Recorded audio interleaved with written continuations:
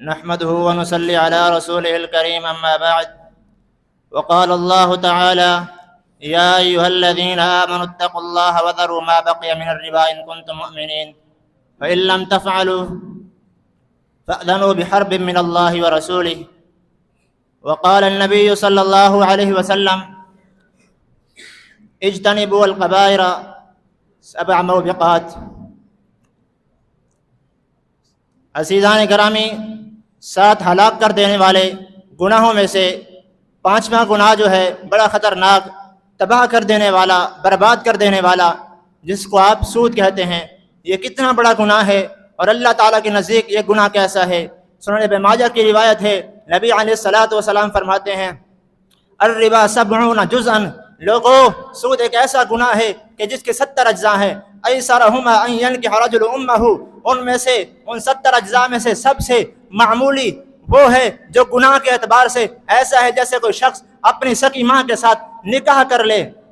جس مسلمان کے اندر غیرت، جس مسلمان کے اندر رائی کے دانے کے برابر بھی غیرت ہوگی، اس کو سمجھنے کے لیے یہی حدیث کافی ہے.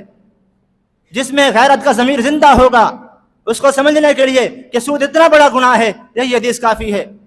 وہ ہر ممکن کوشش کرے گا، اس گناہ سے بھی بچے گا اور ان امور سے جن میں مشتبہات سود ہونے کے خدشات موجود ہوں گے، اور ہر مومن مسلمان ان گناہوں سے بھی بچے گا.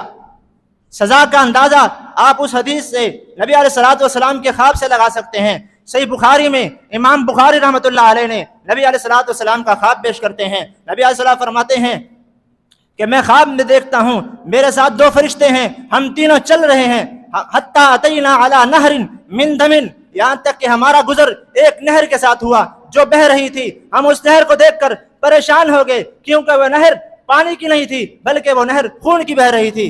اور دیکھا کہ ایک شخص اس میں غوطے کھا رہا تھا، اور پھر وہ بڑی کوشش کر کے ہاتھ پاؤں مار کے جب کنارے کے قریب آتا تو ایک شخص کھڑا ہے، اس کے ہاتھ میں پتھر ہیں، وہ پتھر اٹھا کے اس کے سر کے اوپر مارتا ہے، وہ دوبارہ غوطے کھانے لگ جاتا ہے. اللہ کے نبی فرماتے ہیں میں نے سوال کیا ان دونوں فرشتوں سے، آخر یہ معاملہ کیا ہے، یہ کون شخص ہے، اس کو سزا کیوں دی جا رہی ہے؟ جواب ملا یہ سود خور ہے اور یہ اس کو سزا جب تک قیامت قائم نہیں ہوتی اس کو یہ سزا ملتی رہے گی، جب قیامت قائم ہوگی اس کو جہنم میں ڈال دیا جائے گا.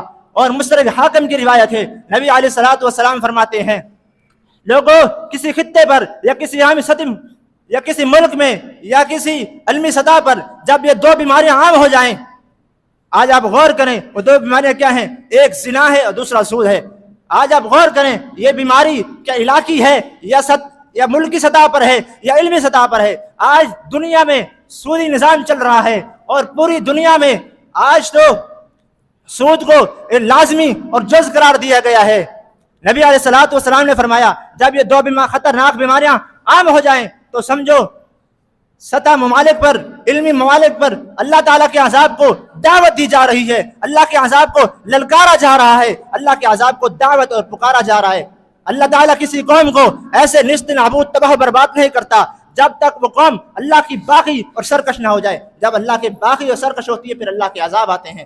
اللہ تعالیٰ کے عذاب کی 3-4 شکلیں ہیں. اللہ مصیبتیں مسلط کرتا ہے، فتنے مسلط کرتا ہے، بیماریاں مسلط کرتا ہے، ایسی بیماریاں مسلط کرتا ہے جن کا علاج تک نہیں ہوتا، ایسے فتنے مسلط کرتا ہے کہ ان فتنے سے نکلنا بڑا مشکل پڑ جاتا ہے.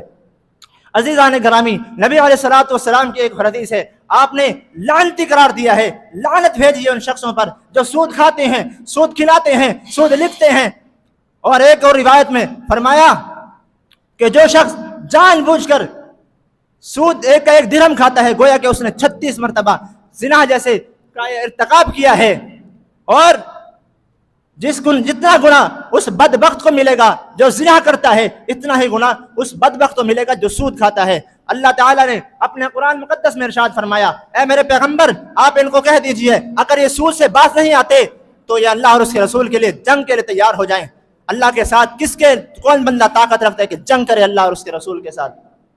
عزیزان گرامی، میں یہ بات اپنی حکومت وقت کو یہ پیغام دینا چاہتا ہوں کہ خدا را اس حرمت سود کے پرچم کو لہرائیے اور یہ جو بل ہے اس کو پاس کیجیے تاکہ ہمارا ملک یہ ان بدترین بیماریوں سے پاک ہو جائے، تاکہ ہمارے ملک کے اندر امن اور سکون آ جائے. اور اللہ کے نبی علیہ الصلوۃ والسلام کا یہ فرمان ہے، فرمایا جو بندہ سود کھاتا ہے وہ آخری کمی ہی ہے، اور اللہ سے دعا کرتے ہیں اور باری تعالیٰ ہمیں سود سے بچنے کی توفیق عطا فرمائے اور ہمارے ملک کو بھی اس سود جیسی گندی بیماری سے محفوظ فرمائے۔ وما علینا الا البلاغ المبین۔